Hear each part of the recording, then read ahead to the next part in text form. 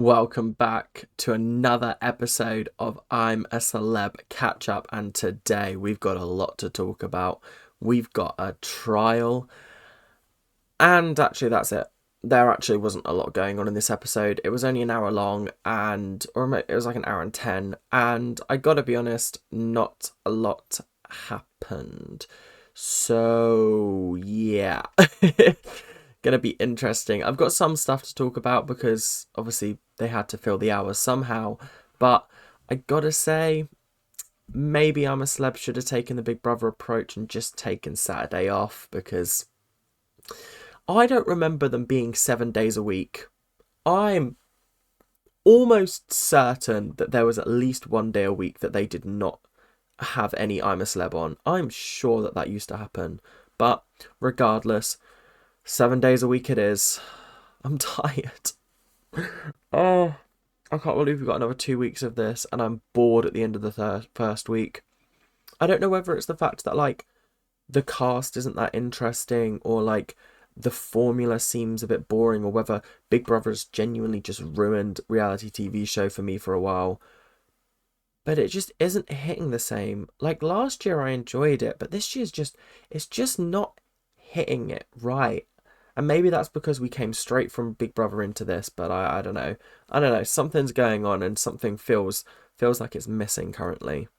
Well, it's time to talk about the trial, and we saw a little lead in, a little bit of them waking up, and it's apparently very clear that Nigel just stinks, not as a human being, but just in not, I mean, not in general, but just he smells really bad. And like Josie was saying that, like, we know that he's having washes because we've seen him wash, and we've also seen him wash Josie as well. But I just can't get over the fact that he still pongs a bit. I've always wondered this. Do they get given deodorant? They must do, surely, because they're not going to be walking around for like 3 weeks absolutely humming, because there's only so much washing they can do before they just reek. And I wonder whether that's just what he's doing. I'm guessing he's not using the deodorant, or not using enough of the deodorant. I don't know. Maybe he's just a stinky person. We don't know. But going into the trial was actually quite interesting. The trial was the drinking challenge, and we've had the eating challenge, now we get the drinking challenge. The drinking challenge is always hilarious, and I gotta say, apparently the public got to vote who did it. I did not know this. I didn't even know a vote had opened. So apparently the public chose Nigel and Tony. We need to have a serious chat. We need to have a serious chat, guys. Guys, can we stop voting Nigel to do the trials? Because he's the most dull, unentertaining person to take on the trials. Not once did one of these drinks phase him. He knocked them back. He might have said, "Oh, that was gross," but like, he got through every single one of them very, very easily. And it is dull to watch. We've now seen him do how many trials? 3 public voted ones, 1 normal one, right? We're not getting the hint that he's just good at them and it's not actually that entertaining. It's almost like the opposite of Nella. Nella's not very good at them, but like, I want someone that does well in them but struggles to do it. Do you know what I mean? Not struggles to do it and fails, or just breezes through it. Tony, on the other hand,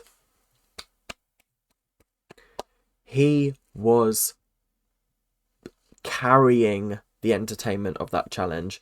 Genuinely carrying it. I literally can't get over the fact that I was sitting there absolutely wetting myself watching him gag down little, like, different types of drink. Like, he came into the jungle, did not know him before, but I actually do find him very, very entertaining, and I think he is a genuinely interesting and entertaining person to watch.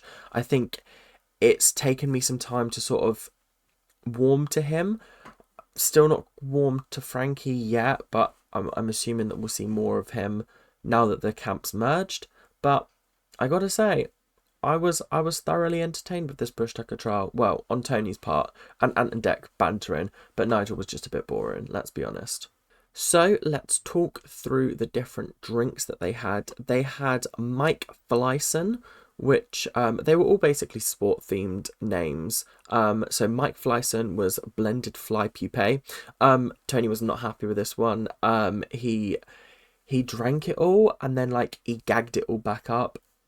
Very not fun to watch. It was a bit gross, I gotta say. If you were a metaphobic, you would not have enjoyed this challenge. It was tough to watch at times. Then Nigel picked Jill Snot, which was blended pig nose.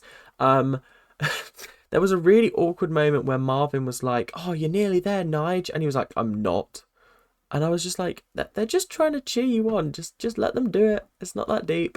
Like, just chill yourself, chill your beans. And then he also said it like it had the consistency of porridge, which was, I don't think I'm ever going to be able to eat porridge the same again. Up next was Brain Bolt, a pun on Usain Bolt, and it was blended sheep's brain. Again, not a particularly nice one, but yeah, I think this, yeah, sure. I liked how they all had like different pun names, even if they were like sports people, but like it was still very, very funny.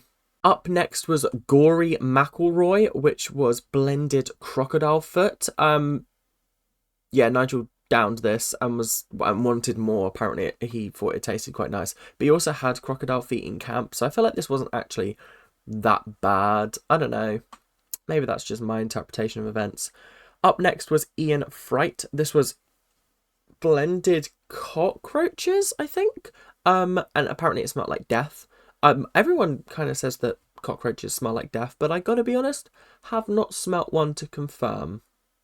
Up next was Crack Grealish, blended cow's anus. Penis Williams, blended bull's penis. Ball Radcliffe, which was blended goat's testicles. Smelly Holmes, which was vomit fruit. He drank all of this and then it went into his stomach and then came straight back up and out into the bushes or whatever. Not fun to watch, but you know what? He gave every single one of them a go. I didn't think he would. I genuinely did not think that they would do that well, but he smashed it. He did quite well. I was pretty impressed with him, actually. Up next was Ed Rudensky, not Ed, egg, and that was blended fermented duck egg. Tom Scaly, blended mudfish, and this was the point where Tony pointed out the tattoo on one of his arms that said, "Prepare to fail." No, fail to prepare, prepare to fail. And it was because, like, I think Deck was like, "Why are you smelling it? Why do you keep smelling it?" And he said, "Well, when I drink it, if I haven't smelt it, the smell will hit the back of my throat and I'll gag. But if I smell it first and I've got it in my system, so I can just drink it." And then he pointed that out. And then Deck was like, "Oh, maybe you should get if I smell it first." And everyone was cracking up. It was really, really funny. Yeah, it was funnier when I was actually watching it. It's not as funny now that I'm retelling you guys the story. So yeah. But anyway, so the point still stands. It was very, very entertaining. Gareth Snail was the last one, and that was just blended snails. I feel like I'm gonna be 100% honest here. Nigel got the easy ride. I don't think his ones were as bad as Tony's, but also they chose them. So it's a case of, I think Nigel just chose correctly, and the ones that Tony was trying to avoid were the ones that Nigel actually ended up doing quite good at. So between them, they got 10 stars. It was pretty decent. Yeah, it was a fun trial, actually. I thought it was quite entertaining. So yeah, it was fun. So the winning team, the home team, got the Breakfast of Champions, and I gotta say the breakfast looked scrummy. Like, I was watching it at night and I was like, damn, I want that breakfast. That looks really, really tasty. Like the pancakes and the bacon and the eggs and it was genuinely so, so lovely. There was a really awkward moment where Sam let me see if I can get this right. Sam hugged Fred and said, "Hug me like you've never hugged me before." And then Fred was like, "I need space." And I was like, huh? it seemed like such a weird moment, but like I don't really know what happened. Like it feels like Sam was getting overexcited again, and Fred just was not here for it at that time. But yeah, yeah. Anyway, so what happened next? Oh yeah, Nella. Everyone wolfed fed their food down, but Nella was taking her time, and then Fred took some of the food to save for later, so that they could use it to flavor the beans and rice. For once the others came back. However, they received a letter that basically said any food must be returned or used before the other members of the camp return. So essentially, they are not allowed to eat any of it, which I think is so cruel. I think you've given them the food, just let them use it how they want. It's not like, I don't know. I don't actually care that much. I've realised I actually don't. It came through and I was like, oh, alright, cool. So Fred just basically whipped up rice and beans with some nice sort of flavouring. Nella called it the Beyonce of beans. Yeah, so it was a good meal, a good prize actually. I thought it was a lot better than I thought it was gonna be. But yeah, it was good. It was entertaining. I've genuinely got about 3 more notes, and I think we're only about 12 minutes into the video, so this might be a bit of a short one. But we're going to start with Sam talking to Jamie Lynn about Britney. Again, I feel like Jamie Lynn is being very careful about what she says about Britney. She keeps making out like they're still best sisters, even though, like, from what we know from Britney's book, that is not necessarily the case. But Jamie Lynn was also open about the fact that when they argue, like they argue and they have fights that are genuinely sort of big. But I guess that's the same with like she said, it's the same with any family. Like you argue with your siblings, you do, but at the end of the day, you do love them.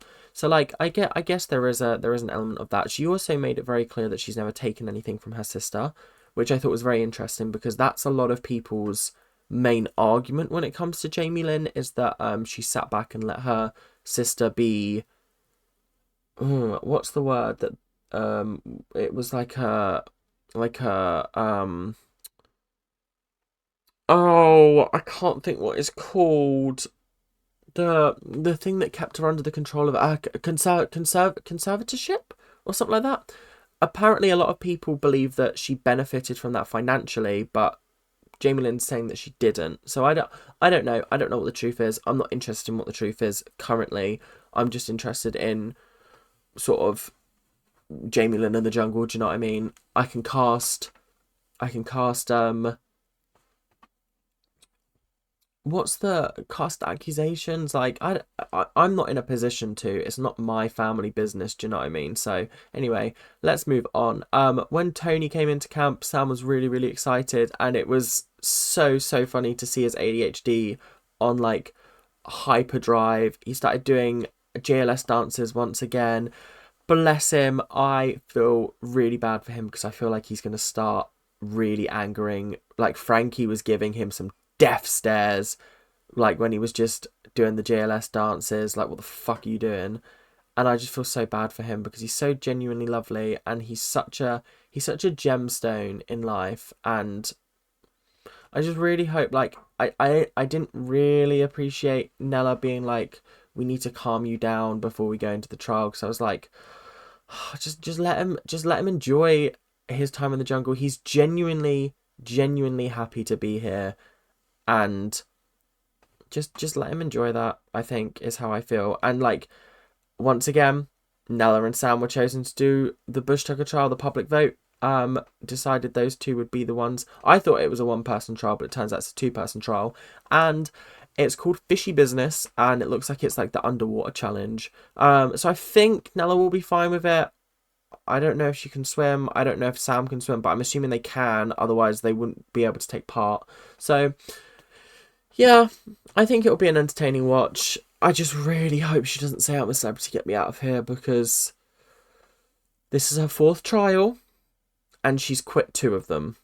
out of 3. And the one she did complete,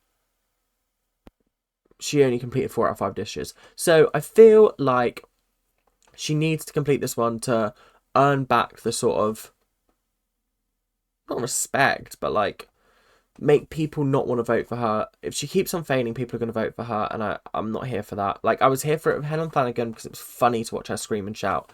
It's not funny to watch Nella because, I don't know, she just actually shuts down, I think, when she's in those challenges, and she isn't as entertaining as you think she's going to be.